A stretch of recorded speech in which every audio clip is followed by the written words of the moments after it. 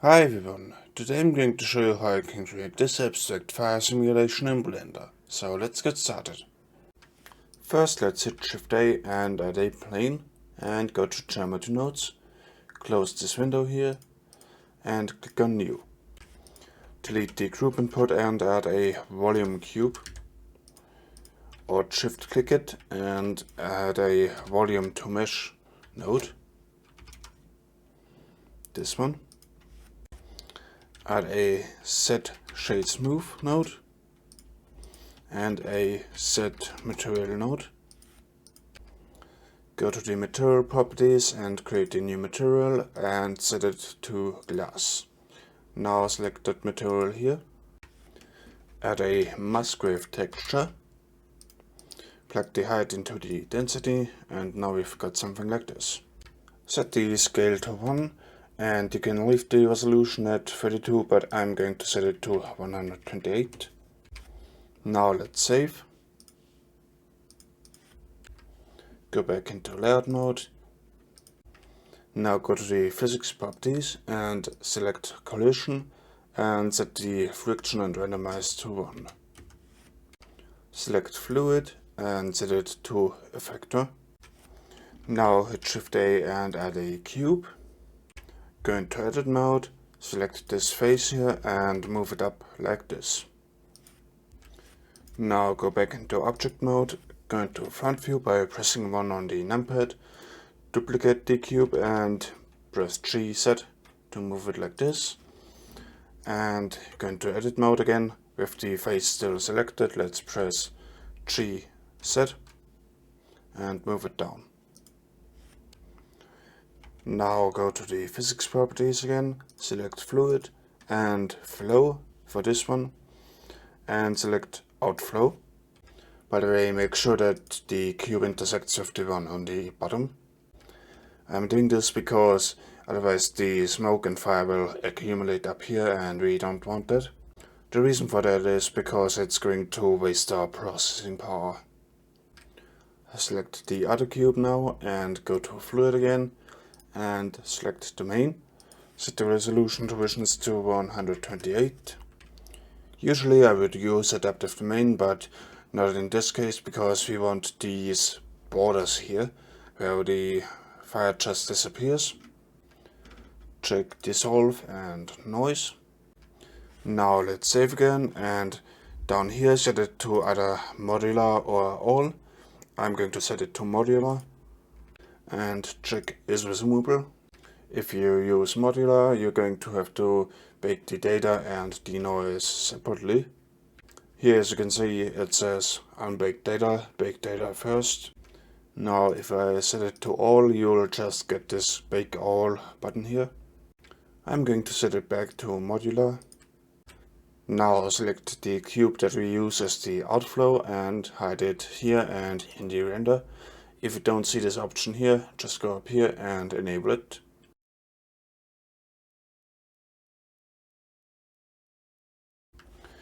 Now let's add a plane and move it up to somewhere around here. I saved again.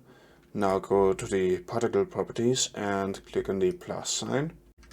Let's set the number to 250. And now if we press play, we have something like this. Let's set the lifetime to 250 and the end to 250 as well. Now let's go to cache and bake it.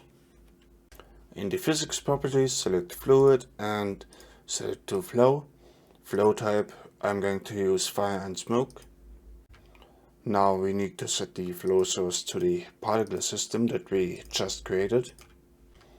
Because these are fast moving objects, let's set the sampling substeps to 25. Set the flow behavior to inflow. Now let's save and select the domain and click on bake data.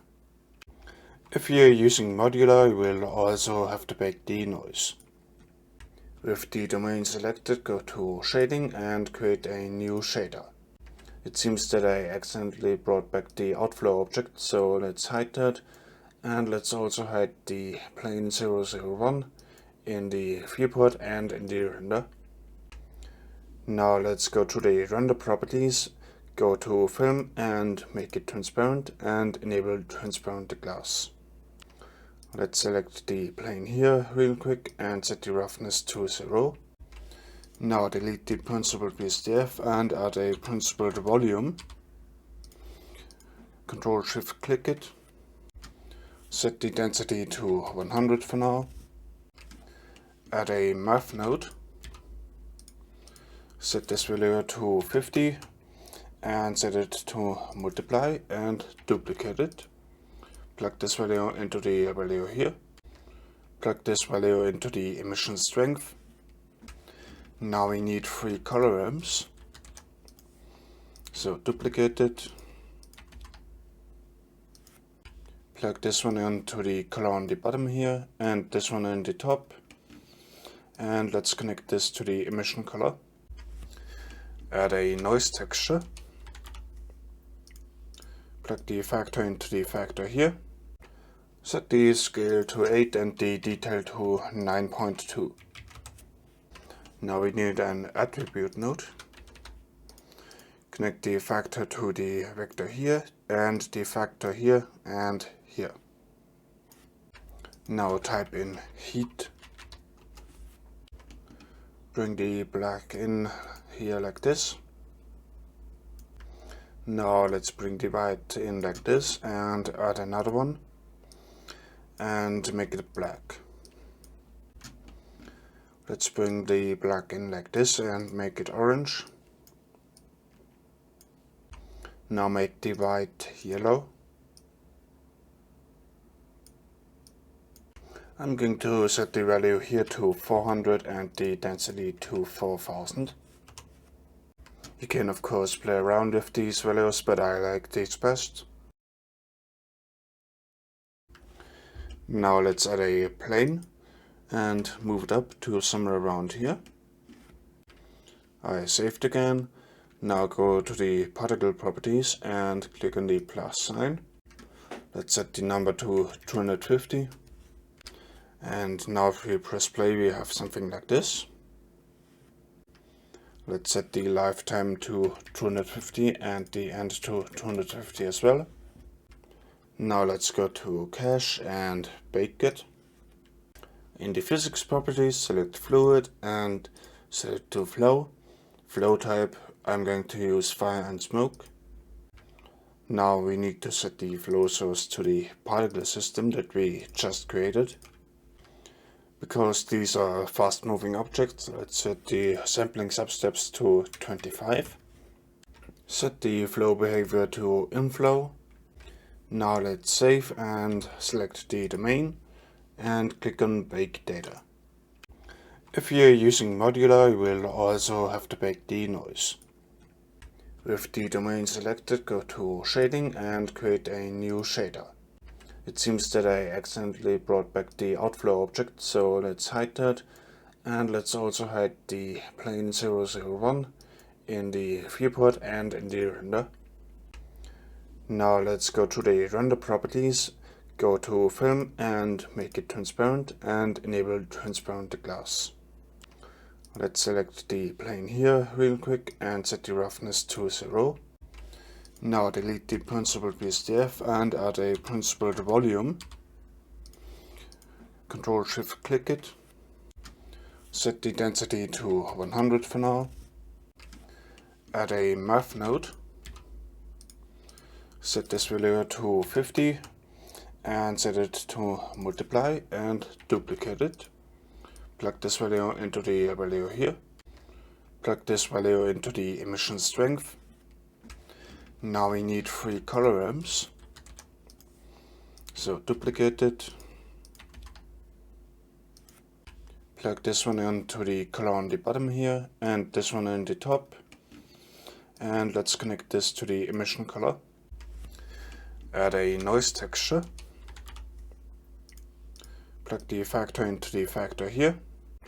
Set the scale to 8 and the detail to 9.2. Now we need an attribute node.